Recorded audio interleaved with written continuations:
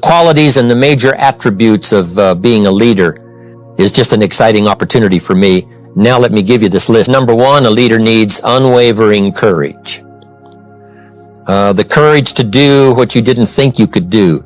The courage to step into territory that might be a little unfamiliar. The courage to talk to somebody, solve problems you couldn't solve before. That kind of courage. Courage to stand up when it's sort of dark in your corner. The courage to do it when it isn't going your way, seemingly. The courage to try to have a good day in the midst of a bad day. That kind of courage. Wavering a little at times, yes, because we all have doubts that attack us. We all have small fears that creep in. That is the nature of life. But that's what faith is all about. That's what courage is all about. To serve us when our doubts will not serve us well. Faith to overcome fear and courage to overcome our doubts. But that is a good quality, a good attribute for a leader, and that's unwavering courage. Second, self-control. That, of course, is the very essence of life itself, is self-control. Because we all have this warfare going on. You know, it's going on in the world, the warfare between liberty and tyranny. In our own body, the warfare between health and illness, the struggle between light and darkness.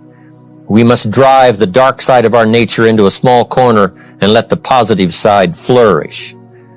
We must learn to exercise self-control. Power is a wonderful thing, but it must be exercised properly.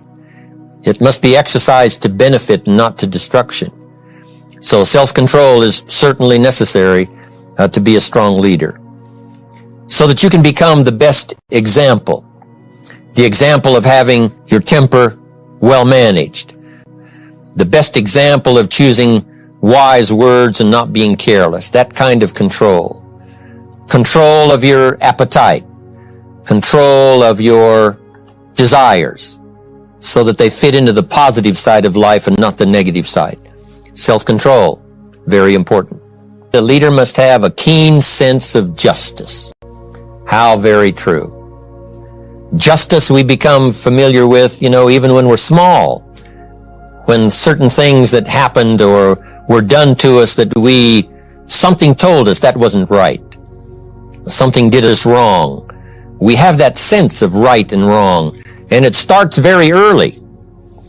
Then we have to have that sense of utilizing what's right and what's wrong so that we develop this sense of justice, this sense of being fair, this sense of being on the positive side, on the right side.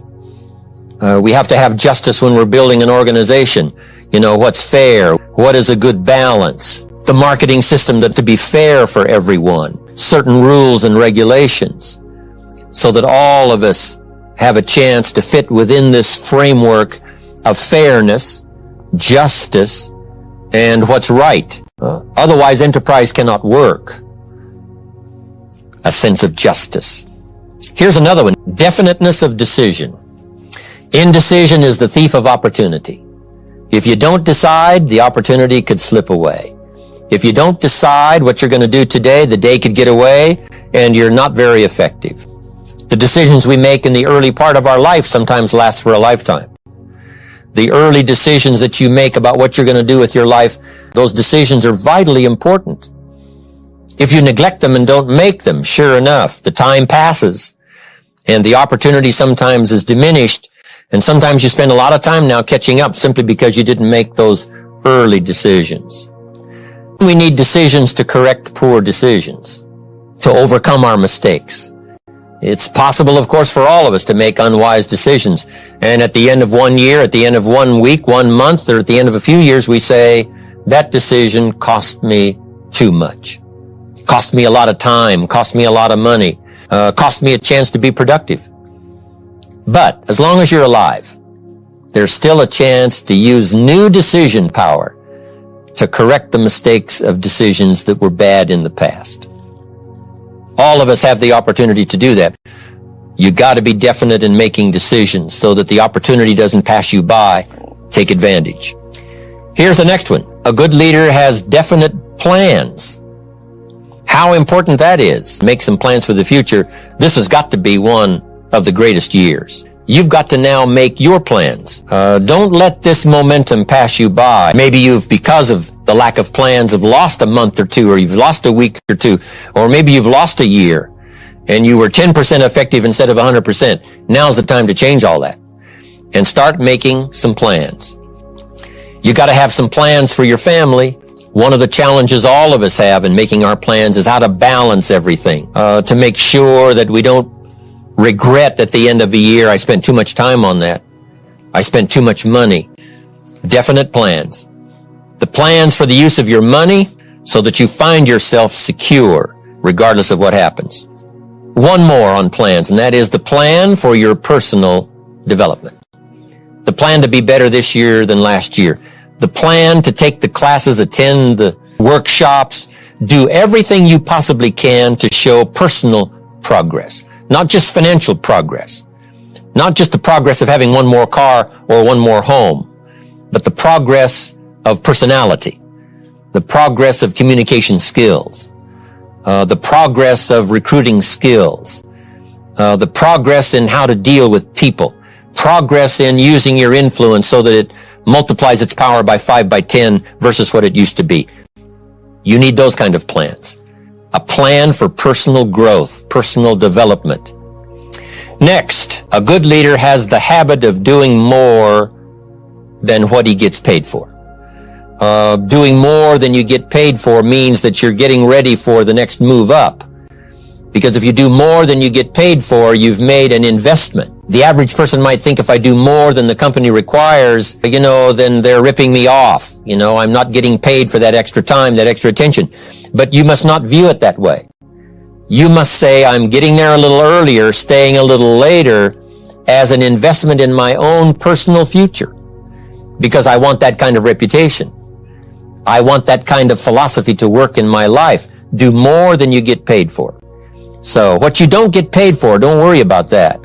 Just render the service with the vision of the future that it'll come back multiplied if you have this kind of habit, this kind of philosophy.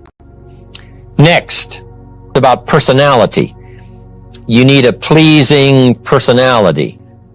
There's many parts to your personality. One is your working personality. The kind of behavior, the kind of attitude that you need, especially in the public. Some things you can kind of get by with being a little careless, maybe in private, but in public, where it counts so much in your paycheck, it counts so much in building your business for the future, your own personality. But here's what you also must remember. You develop your personality in private so that it serves you well in the public. The kind of personality that someone says, I'd like to be around this person. They're unusual. They're not like the average person I meet on my everyday experience. That kind of personality.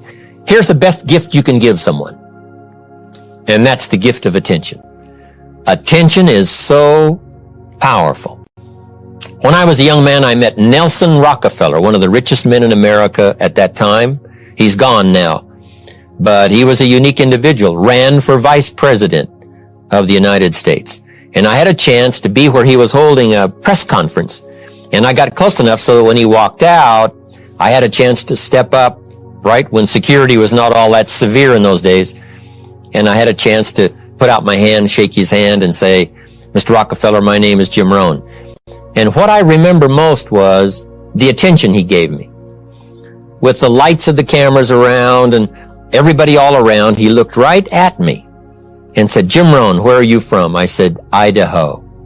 He said, I really like Idaho. It's one of my favorite states in all of the country. And for just a few seconds, he gave me his attention, shook my hand. I'll never forget the handshake, right? One of those multi-million-dollar handshakes. But I'll never forget that personal attention he gave me, just for a few seconds. It was powerful. Made an impression on me that's lasted until this day. That's why I remember to tell the story. So, same thing you can learn to do. Utilize your personality, utilize your influence, give people the gift of attention. Next, a leader needs sympathy and understanding. We have to develop that early in our lives. all of our lives, we have to look at those that are less fortunate than we are, those who need a helping hand, and especially now we learn to look at those who need an opportunity, those who need a change in their health, those who need a change in their life and in their lifestyle. It's this kind of sympathy and understanding that construct the company. It took that kind of understanding, that kind of sympathy, that kind of deep emotional feeling. What I will do is change it for myself, and then I'll help other people that have the same challenge. Lack of education, lack of the money, lack of the resources, lack of good health, faced with all kinds of difficulties they can't solve. I'll get mine solved, and then I'll be strong enough and have the skills to where I can help other people. That kind of leadership quality is so powerful. That kind of understanding. Here's the next one. A leader must have a mastery of the details. How very true. All can be lost with just a couple of missing details. On the trip to the moon, everything has to work. Right? There's several thousand moving parts. There's several thousand pieces to the project of getting to the moon and coming back, and all of them have to work. You can't have 10% of them working or 80%. They've all got to work. And then there's the backup systems for if something goes wrong to back it up. That kind of mastery of detail is so vitally important. But this is also important in the details of your day, the details of your business, the details of good communication. Master the details. Good advice. Now here's the next three. Willingness to assume full responsibility. All of us have been taught that, to take full 100% responsibility. What happened to me might not have been my responsibility, but what I do about it is my full responsibility. It's not what happens to you that determines your future. It's what you do about what happens that determines your future. And this is a major part of it, accepting full responsibility. If you've got an organization, you're conducting meetings, and you're the leader, the responsibility ends with you. Someone else may mess up, make some mistakes, still your responsibility. Some things over which you have no control, understandable. But what you do about it now, how you fix it, also you've got to be responsible for your future. Nobody's going to fix it. No one else is going to design it. Then you've got to have the responsibility of designing your life. You can design a life of prosperity, or you can design a life just to coast and get by. The responsibility belongs to you. Now here's the last two. Next is cooperation. One of the great things we learn in life is how to cooperate so that we take advantage of each other's ideas, we take advantage of each other's input, we take advantage of each other's enthusiasm, and we take advantage of each other's willingness to grow.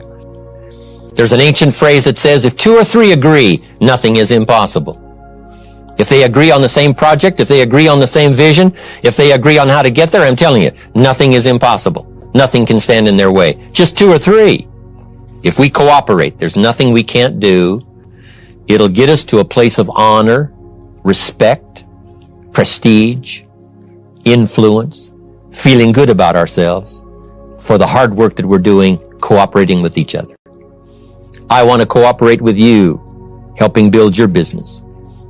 We're on our way. We will have the billions. We'll have the stories. We'll have the experiences. Now here's the last one. A major attribute of leadership is vision. Vision is in many parts. One, a vision for your own course to follow. A vision for you, for yourself. A vision for your financial future. A vision for your health. A vision for your wealth. A vision for you to latch onto and make something out of. A vision for your family. Because vision must now lift others as well as ourselves. The people that are around you, they're counting on your vision. Perhaps you've been there a little longer than they have. Maybe you've been there a lot longer than they have. And they will look to you to help them see things that they can't see in the beginning. And if you will do that, develop that attribute of leadership, I'm telling you, you'll have such a dramatic effect on your organization, it will be unbelievable. A vision for yourself, a vision for your family, a vision for your organization, a vision for the people that you're close to. The old prophet said, without vision, we die. life loses its meaning. But if we'll develop this skill, beyond any other skill, I'm telling you, it will help us touch people because they'll want to be around us because we have this look into the future. Not only the short-range vision of what we're going to do this week, this month, this year, but the long-range vision that will take your organization into the future and bless everybody with success.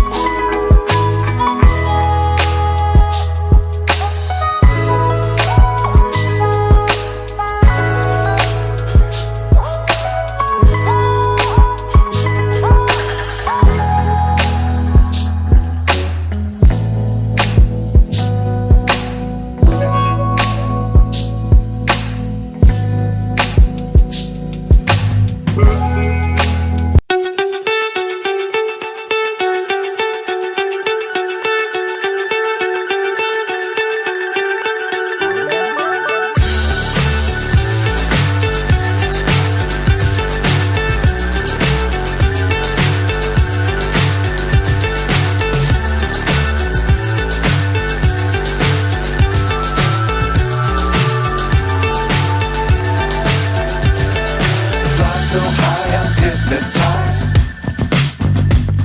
What's up is down, what's left is right. Chasing stars and holding you. I can't see the end, but we'll see it through.